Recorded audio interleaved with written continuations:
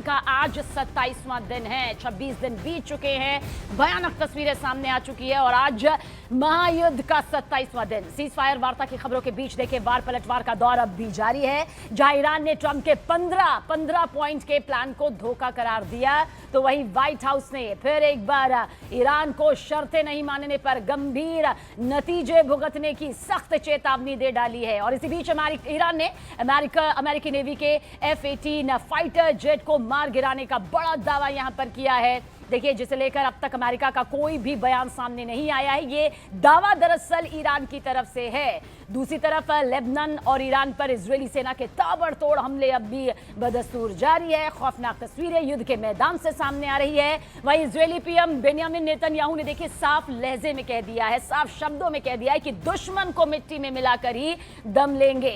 Israel का साफ कहना है कि युद्ध विराम पर अपनी रक्षा के लिए दुश्मनों पर वार इसी तरह से इजरायल करता रहेगा।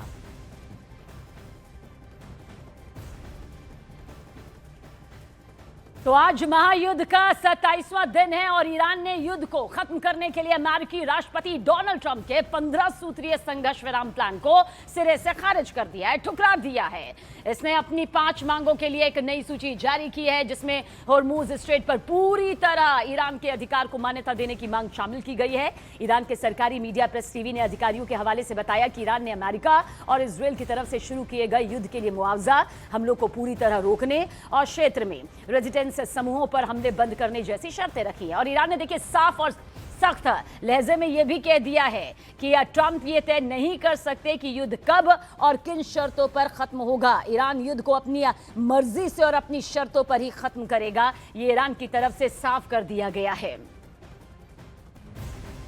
तो देखिए, ट्रंप की शर्तें ठुकराकर ईरान ने अपनी 5 शर्तें यहां पर रखी और साफ तौर से कह दिया कि अमेरिका ये तय नहीं कर सकता है कि युद्ध कब खत्म होगा। अमेरिका के अखबार द वॉल स्ट्रीट जर्नल में छपी एक रिपोर्ट के मुताबिक ईरान ने अमेरिका के उन सैन्य ठिकानों को हटाने की शर्त रख दी जो उसके आसपास है, यानी कि खाड़ी देशों में मौजूद मिलिट्री बेस को हटाने की ये शर्त ईरान की तरफ से है। ये ईरान ने अमेरिका के सामने रख दी है और इसके अलावा ईरान ने युद्ध में हुए नुकसान की भरपाई की भी मांग कर दी है। भविष्य में अमेरिका या इजरायल उस पर हमले नहीं करेंगे, इसकी गारंटी भी मांगी गई है। ईरान ने यह भी मांग कर दी है कि अमेरिका ने जो उस पर प्रतिबंध लगाए थे वो सब फौरन वापस ले ले। द वॉल स्ट्रीट जर्नल के मुताबिक ईरान ने अमेरिका के सामने खाड़ी देशों में मौजूद उसके सैन्य अड्डों को हटाने की ये शर्तें रखी हैं। ये सैन्य अड्डे ईरान के बेहद करीब हैं और जंग के दौरान अमेरिका ने इनका इस्तेमाल करके भी ईरान को निशाना यहां पर बनाया है।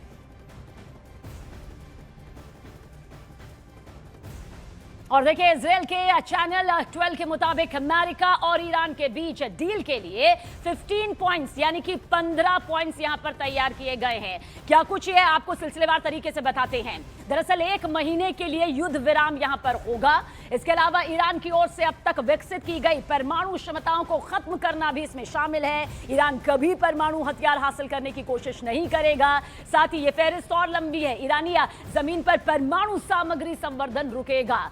इस समय सीमा में सभी परमाणु सामग्री को इंटरनेशनल एटॉमिक एनर्जी एजेंसी को सौंपना यहां पर होगा। नातांज, इस्फहान और फर्दो फ्यूल इनक्रिचमेंट प्लांट को यहां पर बंद करना होगा और साथ ही नष्ट करना होगा। इसके अलावा इंटरनेशनल एटॉमिक एनर्जी एजेंसी को ईरान के अंदर सभी सूचनाओं और स्थानों तक यहाँ पर जो है पूर्णीन जो है वो पहुंचना देना होगा और साथ ही क्षेत्र में ईरान की प्रॉक्सी गुटों के जरिए जो प्रभाव है उसकी रणनीति को यहाँ पर छोड़ना होगा। देखिए, इन प्रॉक्सी समूहों को फंडिंग और हथियार देने पर प्रभावी रोक यहाँ पर लगाना भी इसमें शामिल है। इसके अलावा स्ट्रेट ऑफ होर्मुज को अंतर्राष्ट्रीय जहाजों के लिए खुले और मुक्त समुद्री मार्ग के रूप में बनाए रखना भी इसमें शुमार किया गया है। पॉइंट 15 में देखिए ये भी है, ईरान के मिसाइलों के मुद्दे पर बाद में बातचीत होगी।